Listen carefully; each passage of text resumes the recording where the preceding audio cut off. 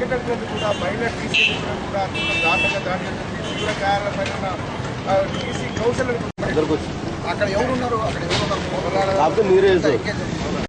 ఈరోజు బేగంపేటలో కౌశల్య అని టీటీ అమ్మాయి టీటీ పైన మొక్కుముడిగా దాడి అనేది జరిగింది.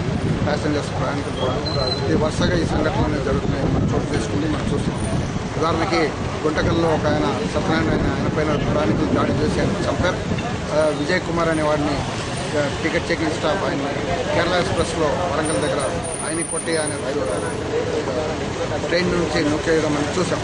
అదే రకంగా మొన్న ఈ మధ్య మహిళా టీటీ పైన దాడి జరిగింది హఫీస్పేట్ స్టేషన్లో.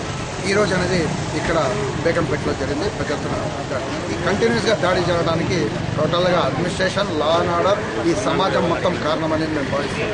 ఎలా అంటే మొత్తం టార్గెట్ల మీద టార్గెట్లు 1,50,000 వసూలు చేయమని ప్రెషర్ అనేది వేయడం అనేది జరుగుతుంది. అడ్మినిస్ట్రేషన్ ఈ 1,50,000 ప్రెషర్ వేయడంలో ఉదయం పొద్దున రాత్రి అందరూ వసూలు చేయడంలో ఉన్నారు.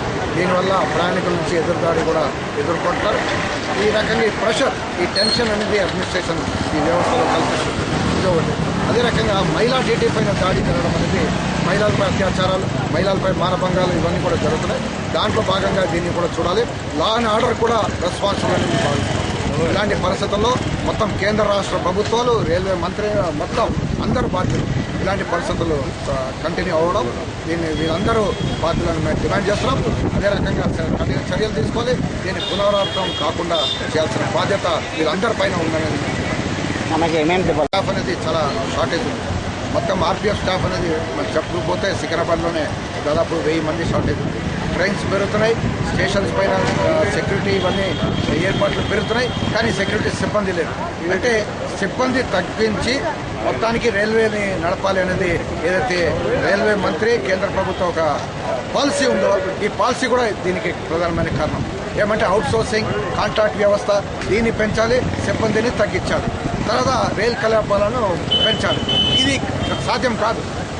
రైల్ కార్యక్రమాలు పెరిగితే అదే రకంగా సిబ్బంది కూడా పెంచాలి, అదే రకంగా డ్రైవర్లు పెంచాలి, అదే రకంగా టీటీ పెంచాలి, అదే రకంగా అన్ని సిబ్బందులను పెంచాల్సిన అవసరం ఉంది. దాని పక్కాగా ప్రయాణికులకు మంచి సదుపాయాలు కల్పించాలంటే అలాంటి పరిస్థితులు లేరు.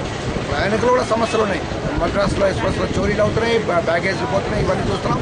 అదే రకంగా ఇప్పుడు విధులు నిర్వహిస్తున్న కార్మికుల పైన కూడా దాడులు అనేవి నడుస్తున్నాయి. అంటే ఈ టోటల్గా చూస్తే వీళ్ళందరి కారణం కేంద్ర ప్రభుత్వ విధానాలు, ఏదైతే ఈ ప్రపంచీకరణ, సరళీకరణ విధానాలు ఏదైతే ఉన్నో ఇదే ప్రధాన కారణం అనేది మేము భావిస్తాం. దీనివల్ల ఇవన్నీ జరుగుతుంది.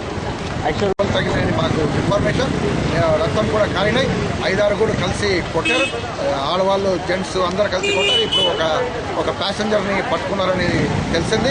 ఆవిడని పోలీస్ కంప్లైంట్ అరెస్ట్ చేయడానికి తీసుకువెళ్తున్నారనేది ఇన్ఫర్మేషన్. అసలు ఎట్లా జరిగిందా?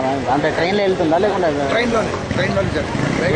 ట్రైన్ అంటే ఏంటి అది? ఎంఎంటీఎస్ కావట్లేదా?